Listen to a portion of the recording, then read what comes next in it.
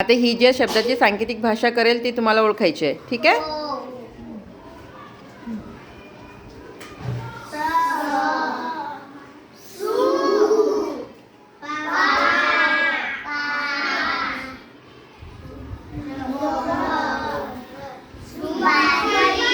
कोणता शब्द आहे? करेक्ट. हां, दुसरा शब्द.